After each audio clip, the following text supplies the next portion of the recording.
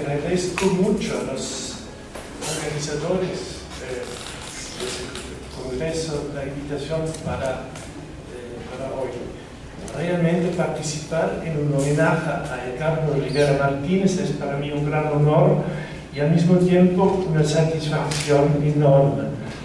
Cuando leí en 2003 por primera vez País de Jauja fue un descubrimiento. Luego comencé a trabajar sobre la novela. Volví a leerla. Descubrí su riqueza temática, su fineza estética, su humor muy humano y humanista. Presenté varios pequeños trabajos sobre el autor en coloquios tanto nacionales como internacionales. Poco a poco comencé a entender mi entusiasmo por País de Jauja. La novela es un reto, una provocación para cualquier crítico digno de este nombre. Tiene algo que le hubiera gustado mucho a Julio Cortázar y que el autor argentino ha llamado, siguiendo una pista de los surrealistas, el trampolín. La propiedad de una obra literaria que le permite al lector dar saltos inesperados, comparable en esto al conocido aparato deportivo, proyectarse de un tirón a regiones desconocidas y aún inexploradas. Para mí, el efecto trampolín del País de Jauja consistió en que me sugirió un nuevo concepto para concebir el proceso de la cultura. Junto con Rivera Martínez lo llamo transcripción. Durante cierto tiempo, por lo menos, creía que el concepto era nuevo. Luego descubrí que otros ya lo habían trabajado mucho. A partir de este momento comencé a pensar en la necesidad de concebir más clara y más ampliamente, en forma de libro, lo que pensaba haber descubierto en Rivera Martínez, es decir, una teoría de la transcripción literaria. 2. País de Jauja como provocación de la teoría de la transcripción. Ocurre que un texto que leemos nos obliga a suspender momentáneamente el horizonte de expectativa de los conceptos a los que estamos acostumbrados para entenderlo.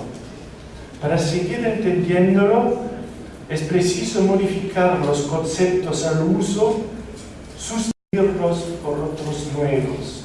Estamos en presencia, claro está, de uno de los momentos más importantes de la experiencia hermenéutica, como es la innovación.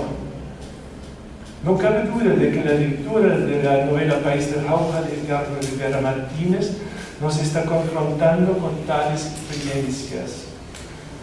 Lo específico en País de Jauja, sin embargo, consiste en que el concepto innovador aparece con frecuencia a nivel del texto mismo, aunque con una aceptación restringida. En efecto, el concepto de transcripción se ha usado mucho, desde siempre, como se sabe, en la música, pero también en la lingüística. ¿Dónde está la innovación? ¿Dónde está el reto? La provocación del texto, me van a preguntar. Pues bien, diría yo, en la tendencia de la novela de transformar la transcripción en una llave universal, un modelo que más allá de la transcripción musical y lingüística permite concebir el proceso de la cultura en general. ¿Cuál es esta teoría general de la transcripción literaria? Contestar a esta pregunta es materia de un libro, de mi libro. Aquí solo voy a esbozar en 4 puntos, siempre recurriendo al País de Jauja, esquivando sin embargo los detalles técnicos del asunto, la idea general de la teoría. 3. Transcripción musical. Pues bien, la aparición recurrente del concepto de transcripción en la novela corresponde al uso del concepto en la musicología. Transcripción, por un lado, como la notación escritural de piezas de música de proveniencia folclórica transmitidas oralmente. Transcripción, por el otro, como instrumentación diferente de la composición original. La adaptación famosa de Busoni de la Chacona de la partita por violón BWV 1004 de Juan Sebastián Bach puede servir de modelo. En Rivera Martínez son huaynos y yarabíes andinos que el protagonista Claudio se pone a transcribir bajo la tutoría de su mamá al piano.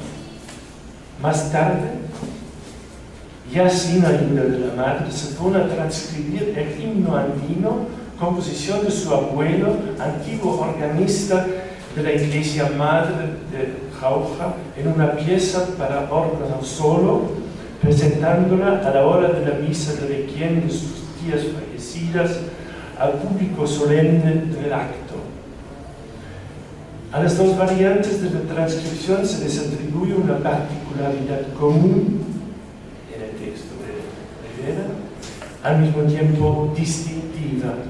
Transcripciones son fenómenos colectivos y a la vez desencadenantes de experiencias específicas de felicidad. 4. Transcripción y felicidad de la alteridad. ¿Dónde están las causas de estas experiencias de felicidad? Parece que justamente no se encuentran en lo que se llamaría experiencia de origen. La felicidad que desprende de la escucha de la transcripción de Busoni, de la Chacona de Bach, no es solo debida al hecho de conocer a Bach, sino también al hecho de escuchar al mismo tiempo que Bach también a Busoni. Lo que me hace feliz al escuchar la transcripción musical reside pues en la experiencia de un plusvalor estético, por decirlo de algún modo, no en el acto de reconocer las identidades, sino en la experiencia de alteridades. De ahí la desgana de Claudia frente a las etudes de Lemoine y de Czerny, afirmando la identidad de la música clásica de origen occidental, propuestas por la profesora de piano Mercedes Chavarri, quien al mismo tiempo trata de exorcizar en la mente de su discípulo y en sus dedos la inclinación hacia la música andina. 5. Transcripción literaria. Pero País de Jauja no es la biografía de un músico, sino la autobiografía de un sujeto el cual se está experimentando a sí mismo en la retrospectiva del futuro escritor como un yo capaz de percibir, de interpretar y por eso también de influenciar sobre el mundo.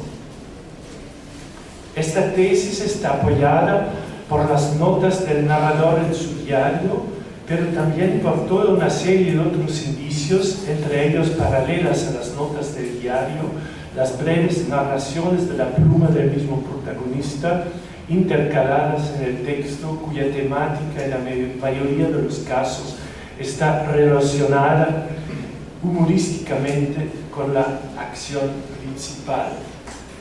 El mismo Claudia también estima que su talento, a pesar de todo el amor por la música, se sitúa más bien en el ámbito de la literatura. No cabe duda, pues, País de Jauja no es solo un libro sobre la transcripción musical, sino también y ante todo sobre la transcripción literaria. En este caso, sin embargo, queda abierto todavía el problema de cómo entender la relación estrecha en País de Jauja entre estas formas de transcripción. Para abreviar, digamos que se trata de una relación que no solo es simbólica ni metafórica.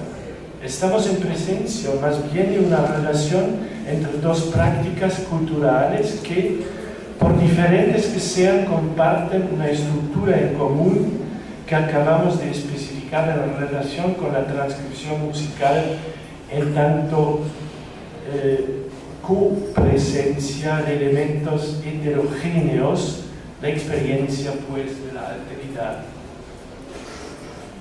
5.1.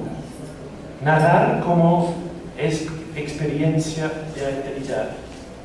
Ahora bien, hay una multitud de elementos transcriptivos en la novela de Rivera Martínez que corresponden a los criterios enunciados. En primer lugar, es transcriptivo el discurso narrativo mismo. Al caracterizar, por ejemplo, la novela como novela de la memoria, se expresa ese rasgo a nivel del texto en el apóstrofe recurrente del narrador anónimo al joven Claudio. Es lógico suponer detrás del narrador anónimo al Claudio adulto transformado a fin de cuentas, en escritor. El hecho, sin embargo, de que Rivera Martínez está lejos de marcar en el sentido de los lingüistas la distancia entre el yo y en tanto sujeto y el yo en tanto objeto del acto de la memoria merece nuestra atención. En primer lugar, es cierto que el diálogo del narrador con su alter ego no está dominado por la búsqueda de un telos trascendental de identidad, de un yo fragmentarizado por el transcurso del tiempo, lo que era todavía, según Hans Robert Jauss, una de las metas de la escritura de un Marcel Proust. Aun cuando al final de la novela, a propósito de la historia del pobre Antenor, se llega efectivamente a llenar un vacío en la memoria de la familia, este acto no se puede atribuir al cumplimiento del mencionado telos, por la simple razón de que la figura apostrofada por el narrador, en este caso, no es el protagonista Claudio, sino el mismo Antenor. De lo que se trata, pues, repito, no es la reconstrucción de identidades, sino la experiencia de la alteridad. La historia de Antenor no es sino una de las muchas otras historias del Straucha que Claudia indaga a la hora de conversar con miembros de su propia familia, con figuras representativas de la burguesía del Jauja o también con huéspedes del sanatorio antituberculoso a cuya clientela frecuenta. 5.2. Narración como performance. Al preguntarnos por qué Rivera Martínez ha escogido a un adolescente como protagonista de su novela, el rasgo que hallamos es uno de los más importantes que nos van a ocupar, es decir, la estructura de la performance propia de la transcripción. Si hay épocas de la vida, la pubertad es, sin lugar a dudas, la que está caracterizada más que nada por la performance.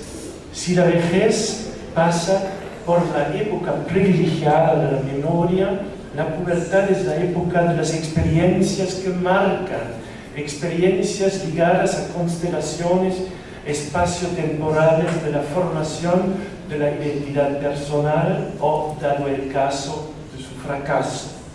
Experiencias muchas veces traumáticas, como aquellas del joven Ernesto en la novela Los ríos profundos, prototípicas, según José María Arguedas, para las fallas de la sociedad llamada mestiza. Pero no es este rasgo de la performance, sin embargo, guiado una vez más por el concepto de la identidad, el que ocupa el primer plano en la novela de Rivera Martínez. Performance es precisamente lo propio de la representación teatral, lo propio de la ejecución musical, cuyos éxitos en cierta medida no se pueden repetir. La performance, pues, equivale a una experiencia de tiempo sui generis, muy lejos de aquella de la identidad cuya percepción siempre está mezclada a la idea de lo futuro, de lo inconcluso, de lo simplemente prometido. La performance, pues, está ligada al kairos del hic et nunc. Performance es la existencia estética en su punto culminante. Es triunfo y fracaso al mismo tiempo.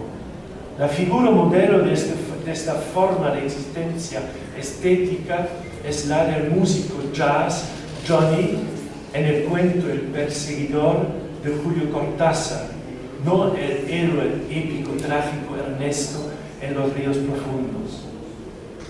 Desde el principio, la performance de Johnny es una experiencia anticipada de la muerte.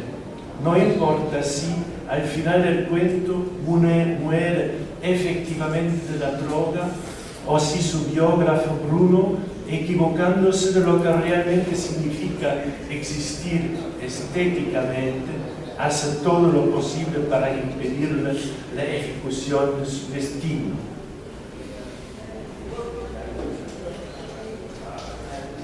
Experiencia transcriptiva de la muerte. Punto 5.3. En País de Jauja también el motivo de la muerte está en el centro. La muerte como experiencia traumática de los vivientes es el tema de fondo de las conversaciones de Claudia con las tías Euristela y Ismena. Y aquí donde Claudio da con las huellas del drama de juventud de uno de los hermanos de los Eros, cuyo trasfondo el amor incestuoso de Euristela con su hermanastro y la muerte de este por la mano de su propio padre ha quedado siempre eclipsado. Para Claudio, la fascinación de las historias de las tías consiste en su carácter traumático, pero también en su interferencia de las mismas con otras historias que le han causado impresión. Se trata, por un lado, del llamado mito de los Amarús, transmitido en la familia gracias sobre todo a las narraciones de la sirvienta Marcelina, por el otro, de las historias mitológicas acerca de la figura clásica de Antígona. Como esta, Euristela, en contra de la voluntad de su padre, ha dado sepultura al cadáver de su hermano y eso en Raupi, un lugar de importancia topográfica en el mito de los Amarús. Punto 4. La alteridad del tiempo. La performance, pues, en la aceptación más amplia del concepto como rasgo constitutivo de la transcripción literaria, está presente a nivel narrativo de la novela en tanto experiencia específica del tiempo. Llama la atención a ese respecto la disproporción entre el tiempo de la narración y el tiempo narrado, o sea, el tiempo referencial. Este último, frente a las 548 páginas del texto de la novela, corresponde solo a un lapso de 3 meses. Esto es el tiempo de las vacaciones de verano, de Navidad, hasta el primer día de abril. Estamos confrontados, claro está, con un mundo distinto de aquel modelado como el del Bildungsroman, mal traducido por novela de aprendizaje, por la reconstrucción de identidades, modelado por la reconstrucción de identidades. En efecto, en País de Jauja, la experiencia del tiempo de la vida se reduce a instantáneas, momentos excepcionales entre la eternidad y la muerte. Por ejemplo, las conversaciones íntimas de Claudia con su mamá, las palabras tímidas intercambiadas con su primer amor Leonor, o pocos días después su pasión casi ya adulta, pero no menos efímera para con la bella, aunque tan egoísta como cínica, viuda Zoraida Arrabal.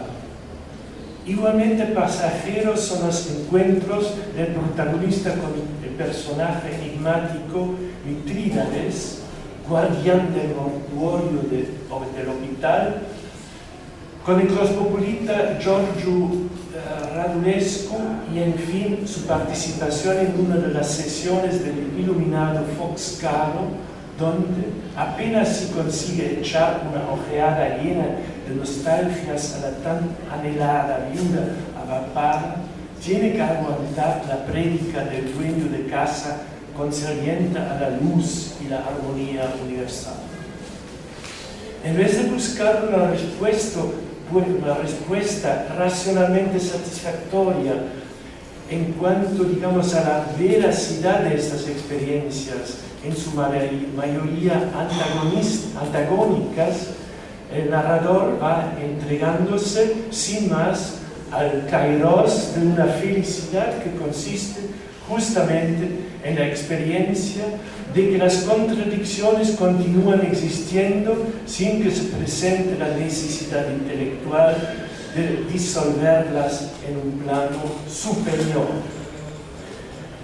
De ahí que las experiencias transcriptivas en País de Jauja llegan a interferir con el campo semántico de conceptos teológicos tales como transfiguración o resurrección. El punto culminante de estas experiencias es el momento crucial de la mencionada misa de Requiem en honor de las tías Euristela y Ismena, cuando el protagonista se pone a entonar su propia transcripción del Laudate Dominum de su abuela. Cito, el texto está ahí. El sacerdote dice en el altar, elite misa est.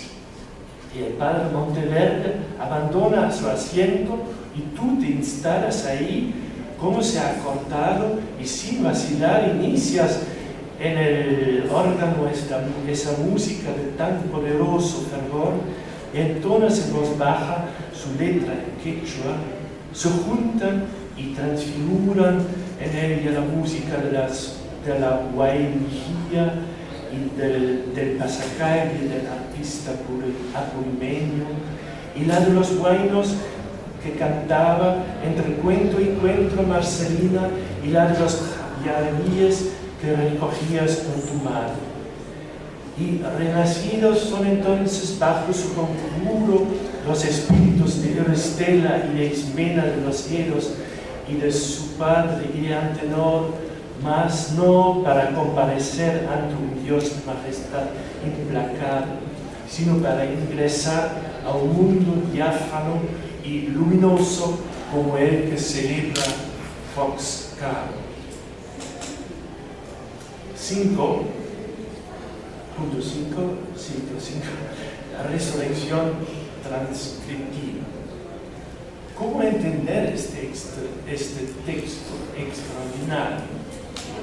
Guainos y yaravíes, retozones predominan sobre la resonancia amenazadora del dies irae, relegando al segundo plano la figura emblemática del divino juez. Entre los bastidores sombríos de la misa de Requiem se abre paso un mundo luminoso en el cual manda la voz de Fox Caro. Tanto los siniestros amarús de los cuentos de la criada Marcelina como la traumática figura del padre de los hermanos de los Eros desfilan en esta visionaria mutación semántica, gracias a la cual la misa de difuntos se transformaría en un santiamén, en una misa de resurrección. ¿Cómo entender el texto? Repito la pregunta. Como ejemplo de recodificación cultural, como un modelo utópico de la cultura sobre la base de este mestizaje logrado, incluso feliz, mencionado por Laura, la hermana de Claudia, con referencia a Jauja. En contra de esta interpretación se puede objetar que la fórmula de mestizaje logrado ya es una cita. Laura se refiere a una conferencia en Lima sobre el indigenismo donde la había escuchado. Desde el punto de vista del narrador, el concepto se pone, pues, por decirlo así, entre comillas, dobles. También en otros contextos, al surgir el concepto, el estilo en que se lo presenta siempre es distanciado, sino irónico. Así, por ejemplo, Abelardo, el hermano mayor de Claudio, al descubrir la novela Los perros ambientes de Ciro Alegría, entre los libros que su hermana está leyendo, le dice: ¿ves ahora cómo se sufre en otras partes de la sierra y que la melancólica Arcadia en que vivimos es una excepción?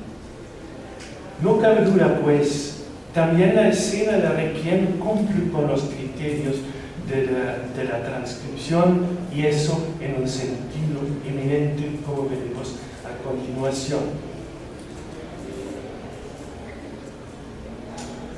5.6. Olvido, muerte y escritura.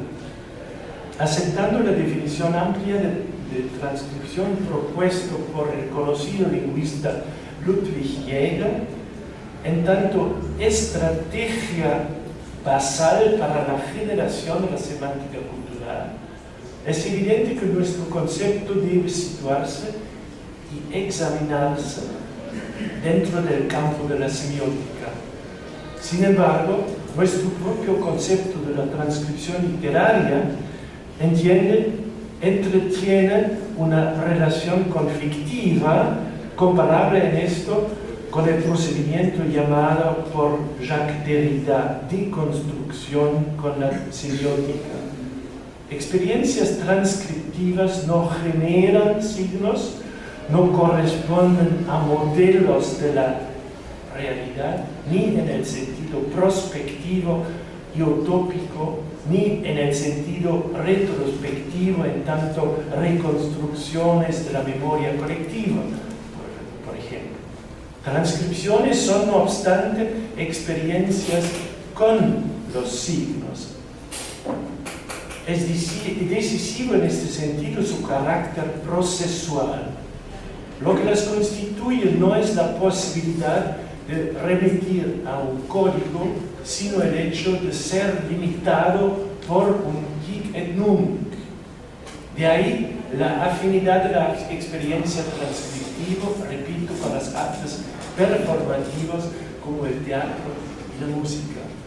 Como esta última, las transcripciones literarias también dependen, por decirlo así, de la transitoriedad de los sonidos, siempre a punto de extinguirse.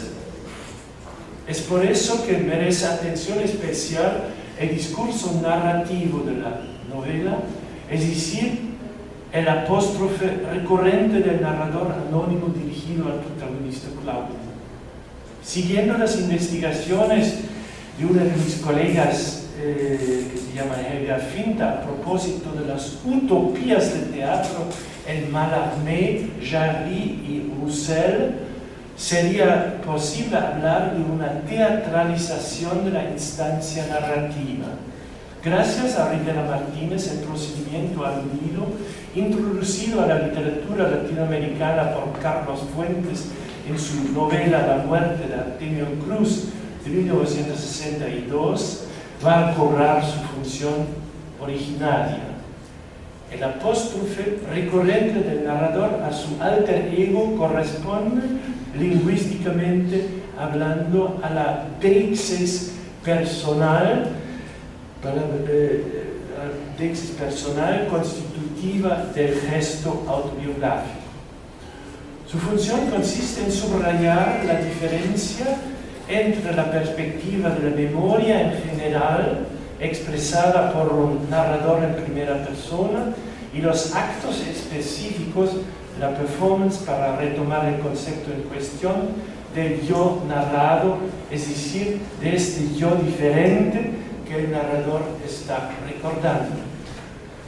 Hacer explícita la deixis, pues, no solo previene en contra de una fácilmente aceptada coincidencia sugerida por las leyes del género de la novela de la memoria entre el narrador y su alter ego, sino también en contra de la extrapolación de esta identidad personal a una identidad colectiva.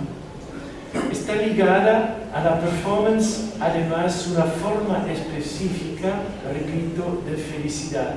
El motivo de esta experiencia, ya lo hemos visto, radica en la experiencia de una especie de plusvalor estético. No se trata del reconocimiento de identidades, sino de la experiencia de una alteridad específica. ¿Cuál es la alteridad en cuestión? Siempre estamos hablando de esta cita, ¿no?, de la misa, de la transformación de la misa de Requiem en una misa de resurrección. Ahí encontramos una respuesta a la pregunta. Pues bien, partiendo del principio de que una de las formas más graves de la alteridad es el olvido, comparable con la muerte misma, damos una vez más con la historia, o sea, el drama de juventud de Antenor. Solo en el penúltimo capítulo de la novela, el narrador, dirigiéndose ahora directamente a Antenor, descubre el trasfondo real de la historia. Me gustaría contarte, si acaso no lo sabes, cómo fue que después cayó un rayo sobre la casa y prendió fuego a todo. Y cómo tus hermanos y José María de los Heros consiguieron salir y salvarse. Y cómo se encontró tu cadáver, todo negro, y cómo fue que Euristela te dio sepulta, y más no en jauja, como ella quería, ni en marco, y a escondidas como deseaba tu padre, sino en esa ciudadela de muertos. Y cómo fue después que las hermanas abandonaron lo que quedaba de la casa hacienda y se instalaron en jauja. Y cómo no tardó en morir tu padre y todo se fue hundiendo en el olvido. Es así como casi nadie sabe de ti, Antenor, y menos aún ahora, luego de la muerte de tus hermanas. Y los pocos que saben prefieren no pronunciar tu nombre. Y por eso me duele aún más tu fin, enterrado en una tumba perdida al pie de esas churpas en las alturas de Llanas Mayo. El recuerdo en tanto proceso tiene la forma de la transcripción, es decir, de la referencia necesaria de una a otra historia. La lógica de esta referencia es la ley poética de la analogía o bien de la continuidad en vez de aquella de la coherencia o bien la subordinación jerárquica. Cito. Y quisiera preguntarte, ya que estás ahí, cómo surgió ese amor, quizás esas veladas de música en que Euristela tocaba el piano y su hermana cantaba y tú tocabas la guitarra y también cantabas. Y preguntarte a sí mismo si Eurismena te amaba, porque a veces he tenido la impresión de que ella también te amaba. Y pedirte que hables del anillo que ahora tengo conmigo y al que se referían en forma casi obsesiva mis tías. ¿Por qué esa repetida mención de la amatista y de su color tan sombrío? Resulta pues que la memoria transcriptiva no está ligada a épocas ni a culturas específicas. Cito, y quisiera hablar de la página. Y quisiera hablarte también de una mujer, Antígona. Ahora estamos en otra cultura, que en otra edad, y en un remoto país, amó también a su hermano, con un amor no muy diferente al que sintió por ti, Euristela, y que a su muerte lo enterró con violación de la ley y de la orden de su padre. La triste Antígona que sufrió y murió por ello, mas no sale de mis labios ni una sola palabra, y veo en silencio cómo te recoges en ti y poco a poco se diluye tu figura Antenor, tú también, hijo de las sombras. 5:7. Resurrección tachada. La función de la historia de Antígona para la historia de Euristela, sin embargo, no es solo metafórica. Siguiendo a Erich Auerbach, quien en un artículo famoso propone adaptar la exégesis bíblica del medioevo a la interpretación de textos literarios en general, las historias se contraponen en tanto figura y cumplimiento. Figur und Erfüllung, dice Auerbach que las dos, tanto la figura del Antiguo Testamento como su cumplimiento en el Nuevo Testamento, mantienen su propia realidad estética. De eso estamos hablando. Se oponen entre sí en pie de igualdad en ocasiones, como Auerbach lo ha demostrado a propósito de la escena de Farinata y Cavalcante en la Divina Comedia, de manera antagonista. Así, después de su performance fenomenal como organista, el protagonista se ve motejado por Marisa, la hermana de la madre, siempre a la búsqueda de ingeniosidades de Orfeo Andino. Muy bien, Claudio, un poco más y serás todo un Orfeo Andino con pleno poder de resucitar a los muertos. Una página más adelante, el apodo se le atribuye también a Fox Carl. En este caso, sin embargo, con seriedad y sin reservas. Y se alejan ambos esposos y tú piensas por un instante que en Fox sí hay mucho de un Orfeo de los Andes.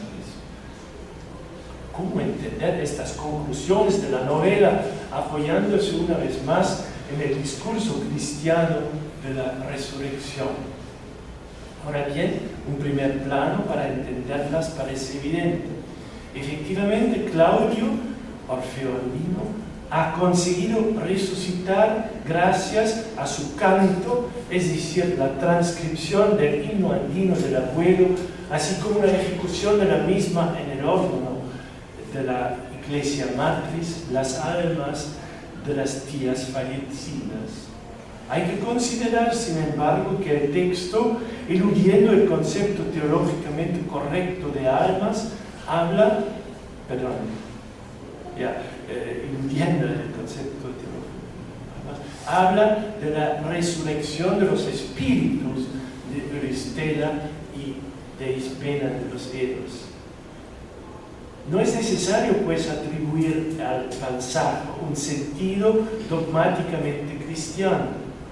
Como la restauración de un tapiz pintado en una casa vieja resucita el espíritu de los moradores de antaño, el himno andino viene a evocar el espíritu de la familia de los Eros en la memoria colectiva.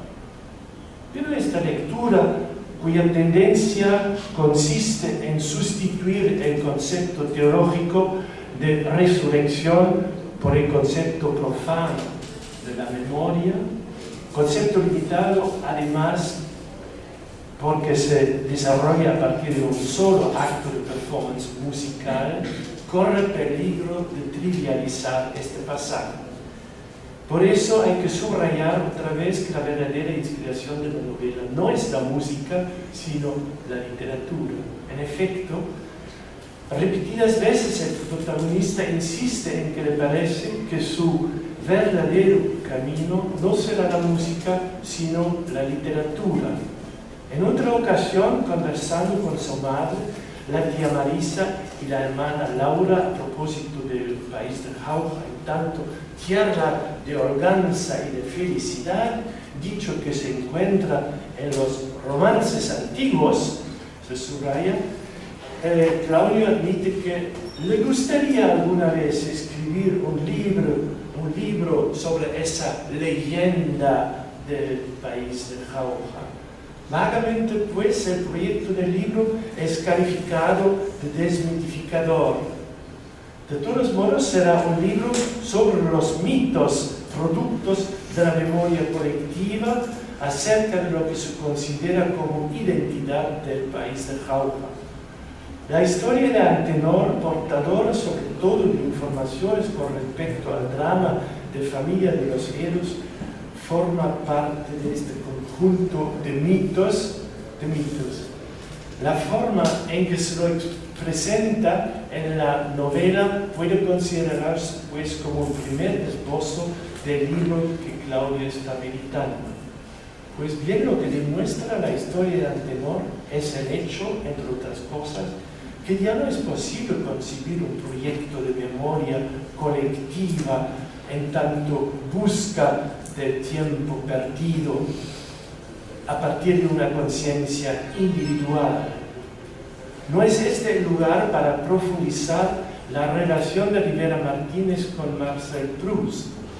En lo que se refiere a este último, digamos simplemente que compartimos con Paul de Man la idea de una lectura alegórica de la recherche, según la cual es preciso que se distinga entre un nivel retórico y un nivel textual propiamente dicho. En otras palabras, el texto retóricamente dice otra cosa que lingüísticamente hace. Del mismo modo, podríamos decir que el texto del país de Jauja hace otra cosa de lo que dice el narrador. Mientras éste nos promete la autobiografía de un sujeto llamado Claudio, la estructura de la novela como totalidad se presentaría como transcripción, es decir, como un texto que mantiene la estructura de la memoria sin por eso referirse al abrigo de un sujeto. Transcripción, ahora en mi texto en cursiva, no sería otra cosa, sino, no sería otro nombre, sino otro nombre para la estructura general de los textos con vocación de memoria, más allá de toda inscripción en un sujeto particular. Ahora bien, si es cierto que el problema de la resurrección del que habíamos partido en esta última sección de nuestra exposición resulta ser ante todo un problema de escritura literario, es lícito recordar un pasaje de la dramatología de Jacques Derrida, donde el filósofo francés define la escritura como economía de la muerte. Si Rivera Martínez, definiendo la escritura como economía de la resurrección, parece oponerse fundamentalmente a la postura de Derrida, también es necesario, hablando de Derrida, dirigir la atención al famoso procedimiento de la tachadura, ¿no? Pues conocen, ¿no? Hay ciertas palabras que en el texto de Derrida aparecen como rayadas, ¿no? Como tachadas, constitutivo del concepto derridiano de la escritura en general, la famosa, bueno, diremos otra cosa. Igual que el concepto de la muerte en la cita de Derrida, pues el concepto de resurrección en Rivera Martínez debe ser tachada, puesto que tanto la muerte como la resurrección en tanto formas de escritura siempre están diferidas, o sea, subyugadas a los parámetros de la sucesión del tiempo. De ahí que ni la filosofía de Derrida es una filosofía de la muerte tal cual, ni la escritura de Rivera Martínez una escritura de la resurrección. Si la memoria en tanto escritura transcriptiva pues corresponde a una economía de la vida, es cierto que queda amenazada siempre por la muerte del olvido y la parcialidad. Antenor, tú también, hijo de las sombras. Para mí la expresión más asombrosa en el texto. El apóstrofe del narrador solo arranca a Antenor de su existencia de sombra a condición de entregarla luego a la economía de la muerte por la escritura. Además, la resurrección de Antenor también está ligado al mito de Antígona y otros mitos tantos familiares como colectivos, entre ellos la mezcla constante del drama familiar de los Eros con el mito andino de los Amarús, tema recurrente de los cuentos de la criada Marcelina. La memoria en tanto transcripción, y aquí el memento mori de la escritura en forma de su resurrección contingente en tanto transcripto. Unas observaciones finales. La memoria transcriptiva en tanto experiencia de la alteridad es un atributo de la escritura literaria, pero la provocación del texto de la novela va más allá. ¿Qué significa el atributo literario teniendo en cuenta de que el texto en cuestión es un texto de memoria, un texto pues que tiene una relación específica con la historia? No se trata de dos conceptos que normalmente estamos acostumbrados a distinguir estrictamente el uno del otro. El concepto de la ficción literaria por el otro, por un lado, y la verdad histórica por el otro.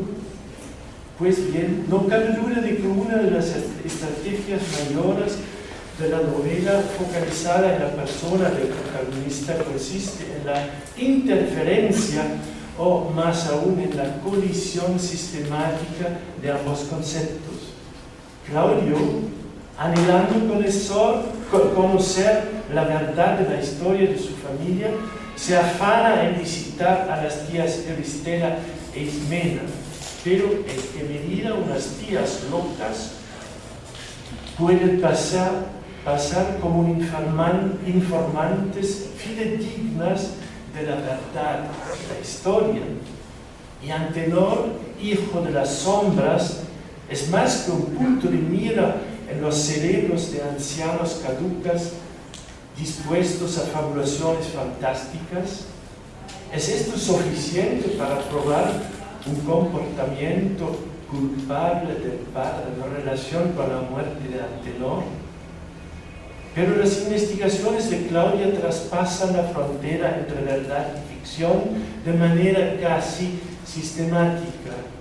Solo aquí, en este tercer espacio, en la terminología de Omibaba, habrá posibilidades que se escapan a las dicotomías tradicionales para la experiencia de la alteridad. Experiencia que incluye también la apelación a la responsabilidad frente a la historia destacada en su tiempo por un filósofo judío que se llama Immanuel Levinas. Gracias por su atención.